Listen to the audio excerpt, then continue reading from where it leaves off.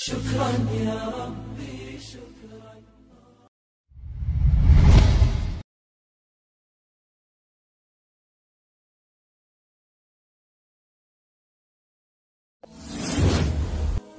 Assalamualaikum warahmatullahi wabarakatuh. Ziarah kubur yang selalu dilakukan kaum muslimin saat lebaran atau idul fitri telah usai. Namun kebiasaan itu tetap terjaga. 6 makam tua waliullah di Garut, Jawa Barat yang selalu ramai diziarahi pengunjung sepanjang tahunnya. 1. Makam Syekh Rohmat Suci Gadog. Siapa yang tak kenal makam tua yang satu ini? Peziarah yang selalu mendatangi makam tua di Pulau Jawa bakal selalu menyematkan makam Godog atau Syekh Rohmat Suci untuk disambangi. Sejatinya, Syekh Rohmat adalah Prabu Kian Santang, salah satu putra Prabu Siliwangi yang telah memeluk Islam. Lokasi pemakamannya berada di Kampung Godog, Desa Lebak Agung, Kecamatan Karangpawitan, Garut, Jawa Barat. Berbicara Garut, Jawa Barat, memang tidak bisa lepas dari pengaruh kerajaan tua Hindu-Buddha. 2. Situs Ciburuy Bayongbong. Keberadaan situs Kabuyutan Ciburuy yang berada di Kampung Ciburuy, Bayongbong, Garut, Jawa Barat, yang saat ini erat hubungannya dengan sejarah kerajaan Pajajaran yang berpusat di Kampung. Konon, kompleks seluas 1 hektar ini merupakan arena pertarungan para jawara atau jagoan di Pulau Jawa. Sekaligus salah satu petilasan Prabu Siliwangi dan Prabu Kian Santang, Raja Pajajaran. Menyimpan puluhan naskah kuno. Pada bulan tertentu, masyarakat sekitar kerap menggelar acara ritual Seba Muharram. Acara itu untuk membagikan benda pusaka, termasuk membersihkan naskah kuno yang berisi ajaran hidup serta budi pekerti adat Sunda. Naskah kuno itu bahkan sudah mendapatkan penghargaan dari Perpustakaan Nasional Republik Indonesia, yakni penghargaan Nugraha.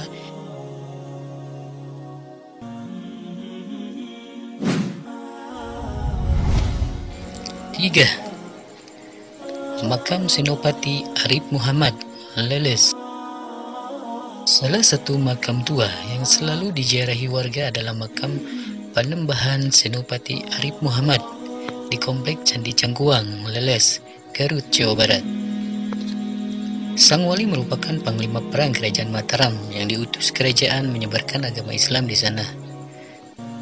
Selain ketokohannya, makam yang satu ini terbilang unik karena berdampingan dengan Candi Cangkuang, salah satu candi Hindu tertua di Pulau Jawa yang diperkirakan dibangun abad ke-8 dan baru ditemukan tim Cagar Budaya Jawa Barat tahun 1966 di Garut.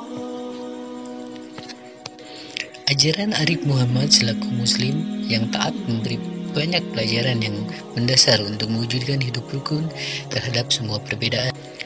Beliau mengajarkan Islam, tapi tidak menyinggung kebiasaan masyarakat Cangkuang yang masih hidup atau beragama Hindu saat itu. Salah satu wujud toleransi, Arif hanya menyebarkan agama Islam pada hari-hari tertentu, ketika warga sekitar tidak sedang menyembah dewa Siwa yang berada di dalam candi. 4. Pangeran Papak Cip. Nama makam waliullah ini sejatinya adalah Raden Wangsa Muhammad, namun masyarakat sekitar lebih populer menyebutnya Pangeran Papak. Sebutan Papak merujuk pada jari tengah dan telunjuknya yang konon sejajar atau papak dalam bahasa Sunda.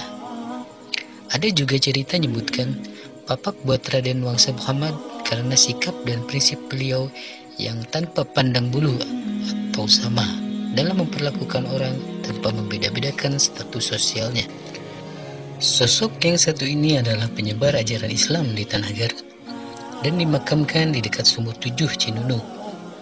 Konon mata air yang cukup bening dan segar ini Salah satu ajaran Pangeran Papak yang selalu ingat masyarakat sekitar adalah agar hati selalu tentram, ulah ngingu kabingung, miara kasusah, sangkan ayadina kagumbiraan manah. Atau artinya jangan memelihara keresahan hati, sehingga selalu ada dalam keceriaan hati juga selalu. 5. Sunan Cipancar, Limbangan.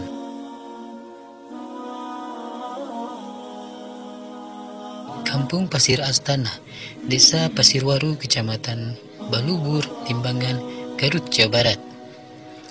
Tokoh yang satu ini merupakan cucu dari Prabu Siliwangi, Raja Pajajaran, sekaligus ulama penyebar agama Islam yang kelak kerap melahirkan keturunan bupati di Kabupaten Garut.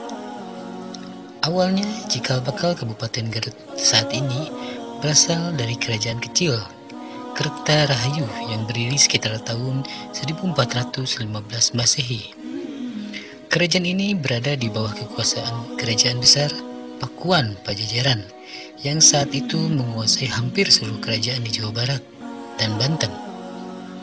Namun sejak Tanam Paksa yang digulirkan Belanda gagal, hingga akhirnya administrasi kerajaan yang berada di daerah Limbangan ini dipindah ke Garut, kota saat ini.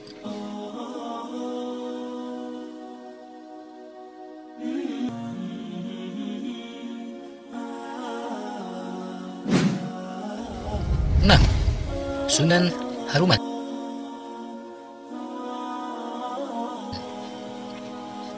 Bagi sebagian penjara, makam Waliullah yang satu ini berbeda penyebutannya.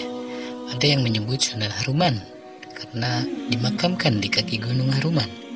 Ada juga yang memanggilnya Mbah Wali Cibiu, yang di belakang mitosnya kerap dipanggil Mbah Sambal Cibiu. Tokoh ini merupakan salah seorang penyebar Islam di Garut, Jawa Barat, yang hidup satu masa dengan Syekh Abdul Muhyi Pamijahan, Kabupaten Tasikmalaya, dan Syekh Maulana Mansur, Banten. Berdasarkan cerita yang beredar di masyarakat, konon ketika tokoh penyebar Islam satu generasi itu selalu salat berjamaah dan menimba ilmu bersamaan di Mekah Al-Mukarramah karena kelebihan karomah yang dimiliki ketiganya. Jika Syekh Maulana Mansur dikaruniai karomah menembus bumi, Syekh Abdul Muhyi dikaruniai karomah mampu menembus laut, sedangkan Syekh Jafar Syadik dikaruniai karomah mampu menembus udara. Bahkan dalam satu kesempatan, ketiganya mengajak lomba pulang paling cepat di Indonesia. Nah, itulah 6 makam para wali penuh karomah di Garut. Terima kasih telah menonton video ini, semoga bermanfaat. Jangan lupa klik subscribe, like, dan share video ini agar channel ini semakin bermanfaat. Wassalamualaikum warahmatullahi wabarakatuh.